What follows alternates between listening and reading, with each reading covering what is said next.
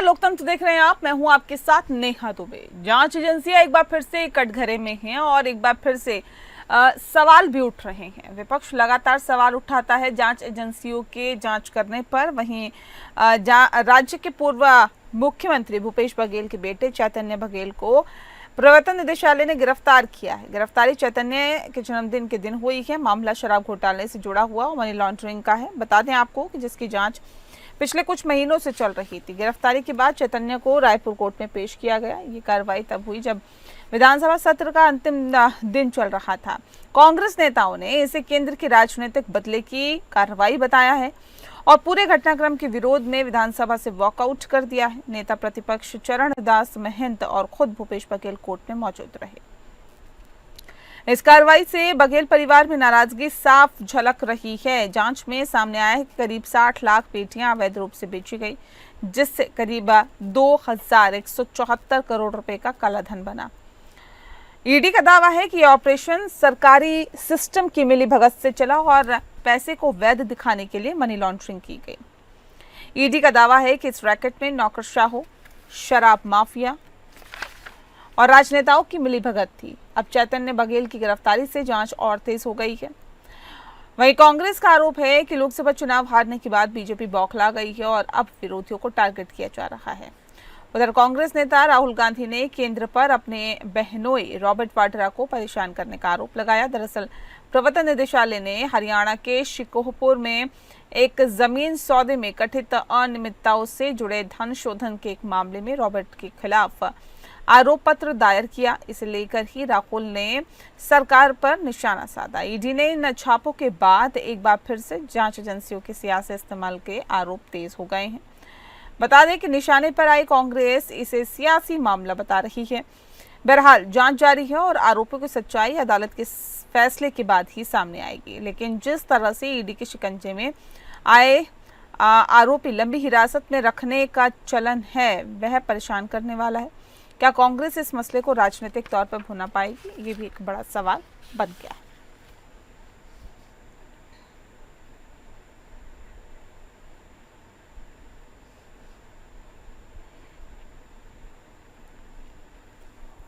और इस विषय पे तफसील से चर्चा करेंगे। खास मेहमान हमारे साथ मौजूद है, उनसे आपका परिचय करा देते हैं। इस वक्त हमारे साथ विनय राय जी हैं, मैनेजिंग एडिटर हैं एपीएन के।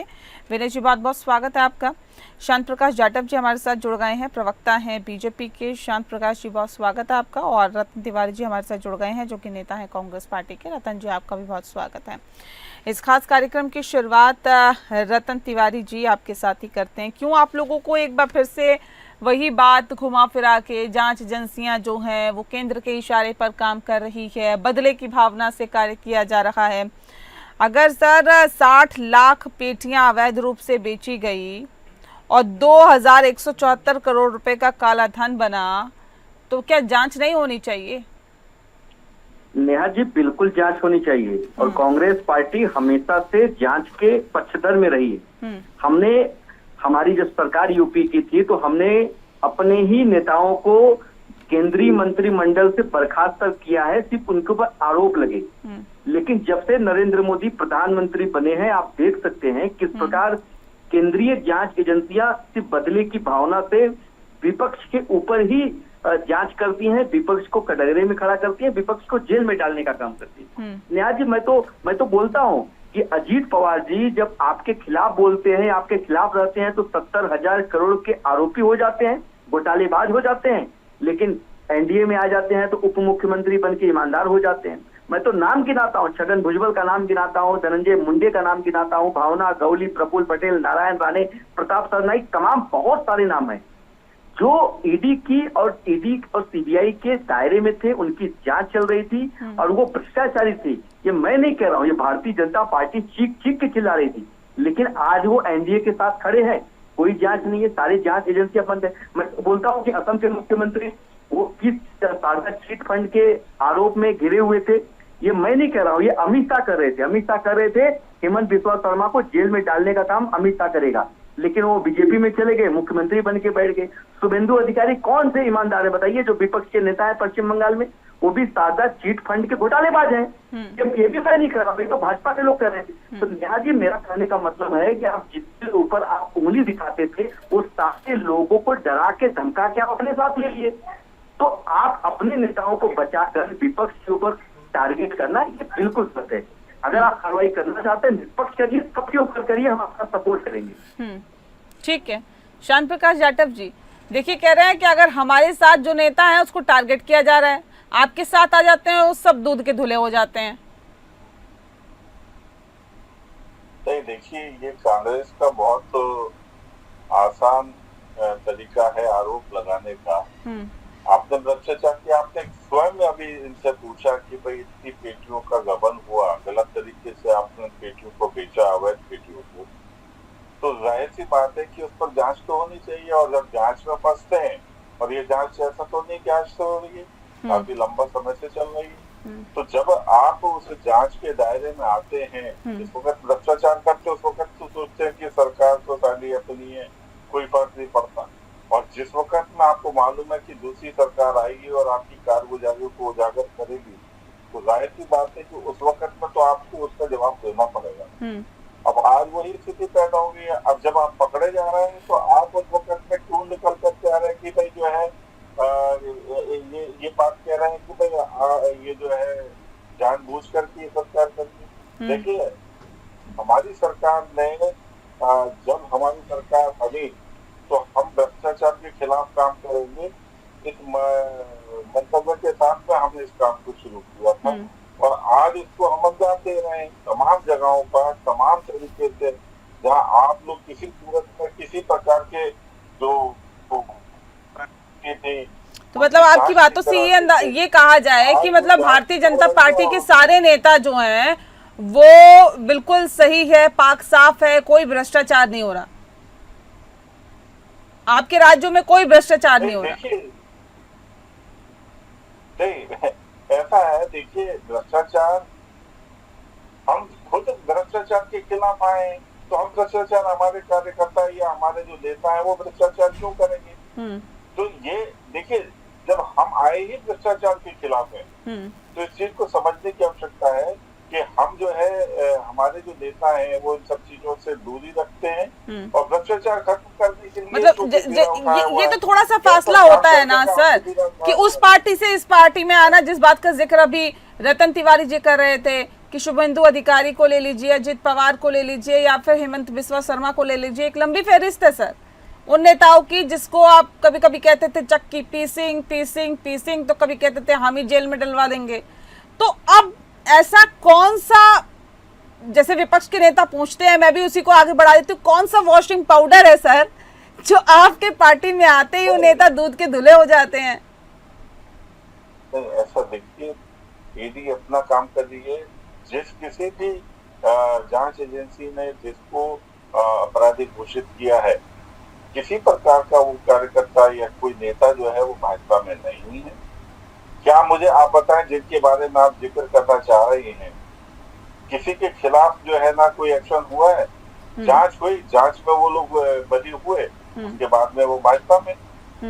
ये कारण नहीं है कि जो है ना हमारे पहले बरी हुए या फिर पहले भाजपा में आए इस चीज को भी समझना होगा। मैं विनय जी का रुख कर लेती हूँ। विनय जी, देखिए ईडी, ये तो केंद्र में किसी की भी सरकार हो सर, ये तो आरोप लगते हैं कि जो एजेंसियां हैं वो केंद्र के इशारे पे काम करती है। ऐसा पहली बार नहीं हो रहा कि भाई भारतीय जनता पार्टी पे ये आरोप लग रहे हैं। सीबीआई को पिंजरे का तोता कहा गया था, वो भी कोर्ट की तरफ से, ये भी आपको पता है। लेकिन सर सवाल इस बात को लेकर भी है कि आखिर एजेंसियों का निष्पक्ष ना होना, उन पे इस तरह के आरोप लगना, ये कितना गंभीर है?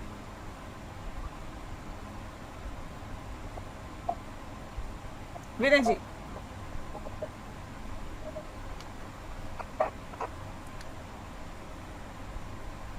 चलिए, लगता है आवाज नहीं पहुंच पा रही है, एक बार फिर से संपर्क साधने की हम कोशिश करेंगे। लेकिन रतन तिवारी जी का मैं रुख कर लेती हूँ। रतन जी, सवाल ये भी है ना सर, ऐसा तो नहीं है कि आप विपक्ष में आज हैं तो आप भारतीय जनता पार्टी पे आरोप लगा रहे हैं, भारतीय जनता पार्टी विपक्ष में थी तो आप पे आरोप लगाती थी।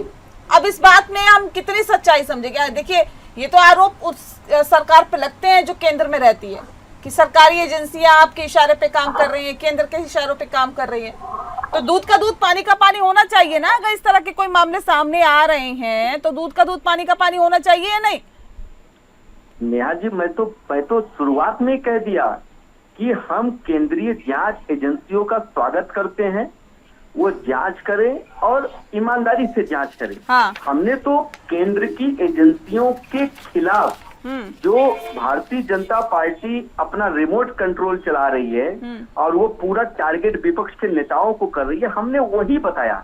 हम तो इनको ईमानदारी पूर्वक ये बता रहे थे कि प्रताप सरनाईक, एकनाथ शिंदे के जो विधायक हैं, वो उन्होंने चिट्ठी लिखी थी उद्धव ठाकरे को जब वो मुख्यमंत्री थे कि ईडी सीबीआई हमको परेशान कर रही है, कृपया करके मुझे बचाइए। लेकिन एकनाथ शिंदे अपने कम से कम 17-18 ऐसे दागी विधायक थे जो ईडी सीबीआई के दायरे में थे, वो नरेंद्र मोदी जी के साथ चले गए, उनकी जांच पूरी तरीके से बंद हो गई। उसमें से कम 7 लोग मंत्री हैं नेहा जी। मैं अजीत पवार का नाम इसलिए अब दोहरा रहा था कि अजीत पवार का नाम खुद नरेंद्र मोदी जी भोपाल मध्य प्रदेश में एक चुनावी सभा में ले रहे थे कि अजीत पवार 70,000 करोड़ के घोटालेबाज हैं, उन्हें जेल में डालने का काम मैं करूंगा। और नेहा जी मात्र 24 घंटे के अंदर वो एनडीए में शामिल हो जाते हैं और उप मुख्यमंत्री बन जाते हैं। छगन भुजबल और धनंजय मुंडे बैंक घोटाले और मनी लॉन्ड्रिंग के आरोपी हैं। ये भी भाजपा, देखिए भारतीय जनता पार्टी सारे लोगों को डरा के धमका के अपने साथ लेना चाहती है। हाँ, ठीक है, भूपेश बघेल हो और कांग्रेस के नेताओं के भारतीय जनता पार्टी क्या करना चाहती है वो सभी के सामने है, कांग्रेस क्या कर रही है वो भी सभी के सामने है। लेकिन विनय जी, मैं आपका रुख कर लेती हूँ। देखिए, एजेंसीज पे इस तरह के आरोप लगना कि ये निष्पक्ष नहीं है, ये कितना गंभीर मसला है सर? देखिए, जो भी केंद्र में सरकार होती है, अगर किसी भी विपक्षी पार्टी के नेता के ऊपर या राज्य में जो विपक्षी पार्टियां उनके जब कार्रवाई होती है तो इस तरह के एलिगेशन लगते हैं, चाहे वो जयललिता का मसला रहा हो, चाहे लालू प्रसाद यादव का रहा हो, चाहे मुलायम सिंह का रहा हो, चाहे चौटाला का रहा हो, चाहे आज भूपेश बघेल के परिवार का मसला रहा है। लेकिन जो बात अभी संत प्रकाश जाटव जी ने कहा कि हम तो भ्रष्टाचार के खिलाफ चुनकर आए, इसलिए भ्रष्टाचार हम नहीं करेंगे, तब तो फिर कट्टर ईमानदार बनकर केजरीवाल आए थे, फिर उन पर भ्रष्टाचार का आरोप क्यों लगा रहे थे? किस आधार पर कौन चुनता है, ये कोई पैमाना नहीं है भ्रष्टाचार का और ईमानदारी का कि अगर हम कांग्रेस के भ्रष्टाचार से भाजपा चुनकर रहे तो बेईमानी नहीं कर सकती। मसला ये है कि कोई भी करप्ट हो उस पर कार्रवाई होनी चाहिए। और जो एक जायज मुद्दा है कि मान लीजिए कोई विपक्ष में नेता है और आपने चुनावी भाषण में या उसके तथ्यों के हिसाब से आपने कहा कि भ्रष्टाचारी इस पर हम कार्रवाई करेंगे सत्ता में आएंगे तो, और बाद में अगर उसको आप भरी करके अपने ही गठबंधन का पार्टनर बना लेंगे, सवाल खड़े होंगे। और ये फिर सवाल पूछा आप जल में आने के बाद उसको निर्दोष करार दिया गया, क्या बाकी जो विपक्ष मिले उनके खिलाफ छोटी कार्रवाई के साथ उनको निर्दोष या दोषी करार दिया जा रहा है क्या? मुलायम सिंह यादव तो कांग्रेस में बाकायदा आरोप लगाते रहे कि सालों सालों तक उनकी फाइल पेंडिंग इसलिए रखी गई कि वो समर्थन देते रहे कम से कम उनके गठबंधन को। तो मसला सिर्फ इतना है कि अगर दोषी है तो कार्रवाई हो। और कई बार ये देखा गया है कि जो भी केंद्र में सरकार होती है, जब केंद्रीय जांच एजेंसियां विपक्ष के नेताओं पर हाथ डालती है तो इस तरह के आरोप लगते हैं, चाहे वो दोषी हो या वो निर्दोष। बिल्कुल रतन जी, आपके वक्त पे भी आरोप लगे थे और ये आरोप लगते ही हैं। तमाम जो नेता है विपक्षी वो तो ये आरोप लगाते ही है कि देखिए ईडी और सीबीआई जो है वो निष्पक्ष कार्य नहीं कर रही है। लेकिन नेहा जी बिल्कुल आरोप लगते थे, बिल्कुल आरोप लगते थे, यहाँ तक कि सीबीआई को तोता तक कहा जाता था। लेकिन मैं इनका ध्यान केंद्रित कर देना चाहता हूँ कि हमारे एक नेता थे पवन बंसल, जो उस समय रेल मंत्री हुआ करते थे, लेकिन थोड़ा सा उनके ऊपर उनके परिवार के लोगों को लाभ पहुंचाने का आरोप उनके ऊपर लगा था। आप याद करिए वो दिन कि हमने मात्र 24 घंटे के अंदर उनका इस्तीफा ले लिया था। तो हमारे ऊपर जब भी उंगली उठी है हमने अपने मंत्रियों को घर पे बैठाने का काम किया। आप याद करेंगे कलमाड़ी जी थे जिनके ऊपर एक आरोप लगा था, लेकिन उस समय कॉमनवेल्थ का आरोप लगने के बाद भी नेहा जी हमने 24 घंटे के अंदर उनसे इस्तीफा ले लिया था और उनको हमने टिकट तक नहीं दिया था महाराष्ट्र के पुणे लोकसभा से। तो हमने अपने नेताओं के ऊपर कार्रवाई की है, लेकिन इनको हम बार बार कहते हैं ये भ्रष्टाचारी है, ये भ्रष्टाचारी है, ये भ्रष्टाचारी है, लेकिन भारतीय जनता पार्टी अपने नेताओं को बचाने का काम करती है। सिर्फ आप देख लीजिए ना, उत्तर प्रदेश में उन्नाव में इनका भ्रष्टाचार उजागर कहाँ कर पाए आप? हम तो इससे कहते हैं ये भी तो उजागर नहीं कर पाए। सुप्रीम कोर्ट ने तो आपकी सरकार होते हुए कलमाड़ी पर आरोप लगे थे ना सर?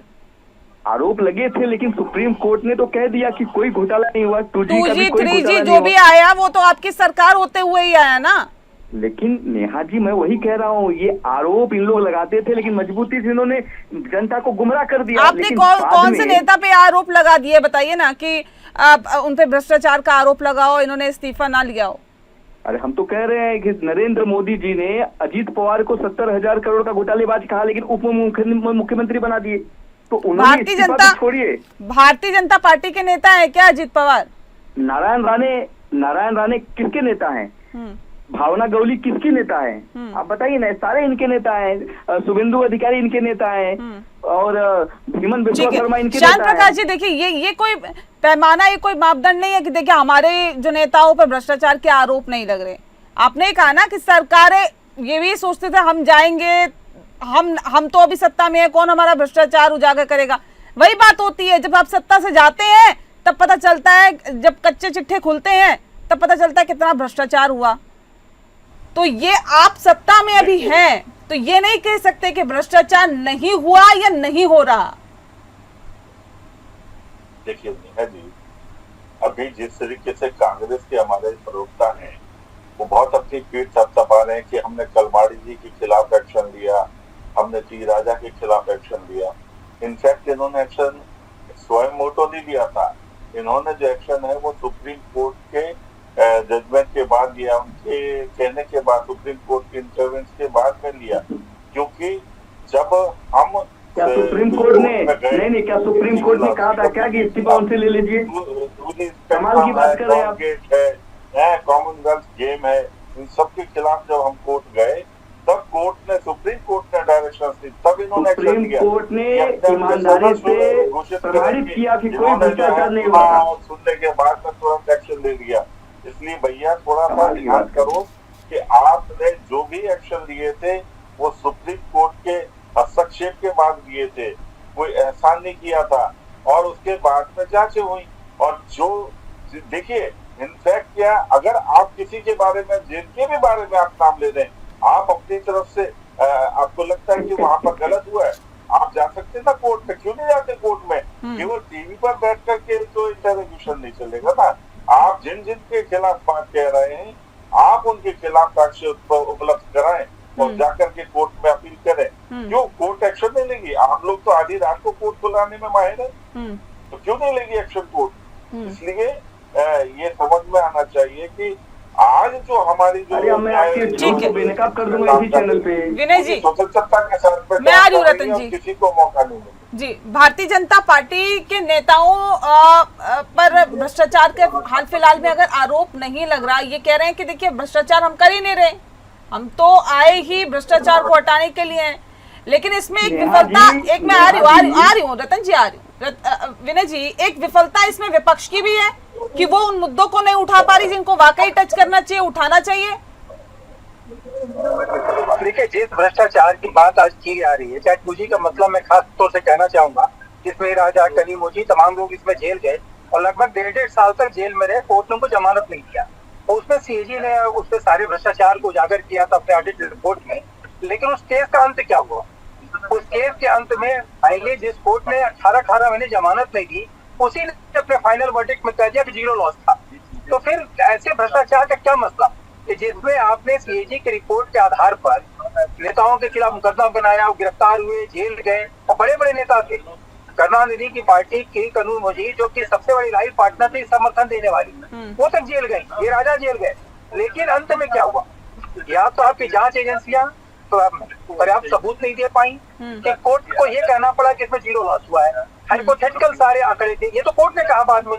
तो मेरा मत सिर्फ इतना है, जब जब इस तरह के मसले आते हैं, जांच एजेंसियों को कठोर होने की जरूरत है। जांच एजेंसियों को ये देखने की जरूरत है कि वो कम से कम चार्जशीट करते समय इतना ध्यान रखें कि उसमें कोई आपका अपना हित न इन्वॉल्व हो। और सही मायने में अगर भ्रष्टाचारी पकड़ा जाएगा तो देश भ्रष्टाचार मुक्त होगा और वाकई इसमें देश का फायदा होगा। लेकिन आमतौर पर देखा गया है कि कई बार एजेंसियां पॉलिटिकल टूल के तौर पर इस्तेमाल हुई हैं और समय समय पर हर नेता ने इस तरह का आरोप लगाया है।